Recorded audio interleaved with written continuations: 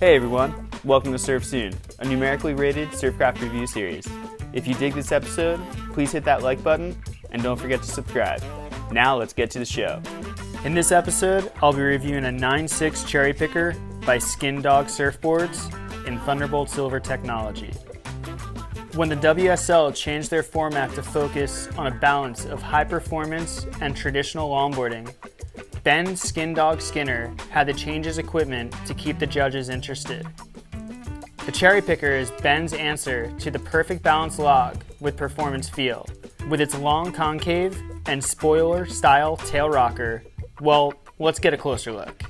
The nose rocker is pretty elevated for a traditional log, and the tail rocker is really low, but it has this spoiler at the tail to make up for the tail rocker, giving the board more glide without taking away from nose work. The nose has a 50-50 rail to a full 60-40 in the middle, and the tail is a pinched 50-50 with almost an edge. The bottom is a deep concave, 2/3 of the board, to a rolled V in front of the fin, to a deep single concave from the fin box to the tail. This episode is presented by Ferro Board Bags. Based out of San Diego, Ferro has the answer to anyone with several boards and no covers. Their brand ethos is durability, sustainability, and adjustability. Our favorite feature of these bags is that they can fit any length longboard easily and securely. As a bonus to our disorganized surfers, they developed a Traveler Fin Wallet. This 10 by 11 inch wallet is an easy answer for everyday surf, travel, and adventure. All Ferro products are handmade in the USA, and they're giving back 1% of the sales to the Palos Verdes Kelp Restoration Project. So, kind of first impression on this whole board, I was looking for a more parallel outline longboard in the Thunderbolt technology. This one happened to kind of pop up. I'd never really heard of Ben Skinner, Skin Dog Surfboards. I know that he's a WSL guy, mostly high pro. Thought it was interesting that he decided to try to make more of a nose ride friendly board. And the thing that really got to me was this tail. The fact that the concave goes pretty much all the way to right around here, and also this single concave out the tail. But let's get to categories and we'll check it out. Nose ride, 8.75. I'll say it, I had some of the longest nose rides of my life on this board, but a few things. So I did find that you were able to kind of nose ride sections where you would normally trim, which some would say is not real nose riding, meaning that I was so far out in front that I was actually linking sections on a nose ride. And I think that has a lot to do with the amount of concave and also the lack of tail rocker. So there's a tail flip, but there's not a lot of tail rocker itself. The nose rocker allowed kind of quick footwork where if you felt that you were about to kind of nosedive, you could easily cross step back and have enough time where the nose rocker would kind of help so it wouldn't nosedive. The thing was just super drivey, and it was kind of interesting to nose ride something like this. But I did find that it nose rode well also in kind of funky, choppy surf, which was nice. Again, lightweight, pretty comfortable, and felt pretty stable at all parts of the board. Maneuver, 9.25, and this is really where you start to see the high pro longboarder making a log. It turns great. It turns really well, even for the amount of width that's throughout the whole entire board. The single concave gives a lot of drive, and I've never seen anything like that in a longboard before. This little lip, I found myself every once in a while using almost as a track pad just to give a little bit more of an edge, and it works. There is no edge in the tail. It's just super pinched, so it still helps as far as nose riding with it not having edge, but it really grips. I like it how you can do these little pivots with your feet.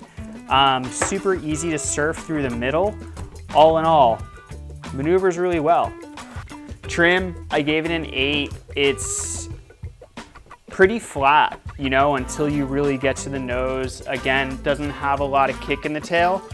I did obviously find, as I said before, myself being able to almost nose ride or cheater 5 where I would normally have to be in the middle for trimming, which you can take that information and do what you want with it.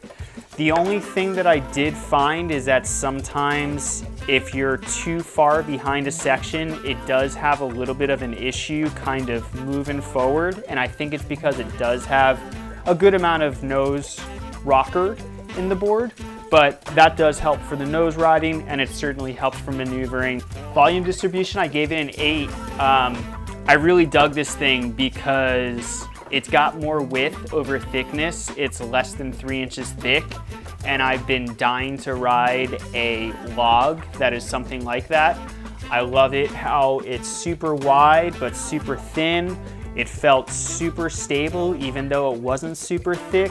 It felt stable throughout the whole board. And I liked it how tapered it is throughout the tail and also tapered through the nose. Paddling, I gave it a 7.75. This has a ton of concave, obviously, as I said, stretching all the way back here. Good amount of lift as far as the rocker, which obviously both help with nose riding, so it's not the best paddler, but I do feel that the Thunderbolt silver technology just gives it that little bit of buoyancy. They just move really well through the water, especially if it's choppy or just like a little windy. They just work. I do think that the amount of buoyancy rail to rail too, since it is parallel, definitely helps with the paddling and makes this board also a great knee paddler even though it's not super thick. Special moments, I gave it a 9.5, and I'll be honest with you, I had this board for a while and there were a couple times where I didn't love it, but on my last trip when I went up north, which is most of the footage that you're seeing, just the conditions were perfect, and this board and myself just really kind of synced up and I fell in love with it. I had some of the longest nose rides of my life. I had great turns. I did a few things where I was like, whoa, and that's what it's all about. I do feel that it definitely helps with the Thunderbolt again. I think that if this board was PU, I wouldn't love it so much because I think it would be super heavy and super bulky, but that may have made it nose ride just a touch more. But I will take turning or maneuvering over nose riding any day. As far as fins, I went with the Ben Skinner Sub in 10 by Flying Diamonds and the CJ Nelson Cali Pivot 10.5 by Flying Diamonds. At first I tried this fin and I obviously already liked the board a lot. And then I decided to try this fin and found that this fin really works great for this board because this thing turns anyway. It turns really well no matter what. So why put a smaller fin in the board? If anything, I want to put a little bit of a bigger fin just to give a little bit more hold on the nose, and it just gives it a little bit more drive, in my opinion. I think that there's a lot of different fins that you could try with this, but I do find that the bigger base and bigger area might be the better fin for this board. Final thoughts. I really think this is a really good board. I was not expecting to like it. I thought that it really had one of those situations where it just has too much tech and it has too much weirdness to it, but it all seems to make sense, especially this single that's coming out the tail. It gives this board a completely different life, and I think that's super cool. I really think that it's cool that this guy is a high pro longboarder and had to kind of convert his style, and in order to do so, he made a full-on nose rider, but still able to do some of the turns that he does. And I think that this board has a lot of value in the everyday longboarder, for sure. Thank you everyone for tuning in. If you liked this episode, please hit that like button and subscribe if you haven't already. Feel free to share, comment, and all that good stuff. Until next time, there are always waves on the way, so hang tight, surf soon.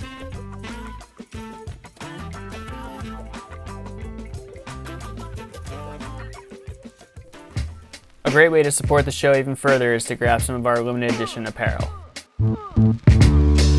All of our apparel is designed and printed in-house by us at Surfcraft Union.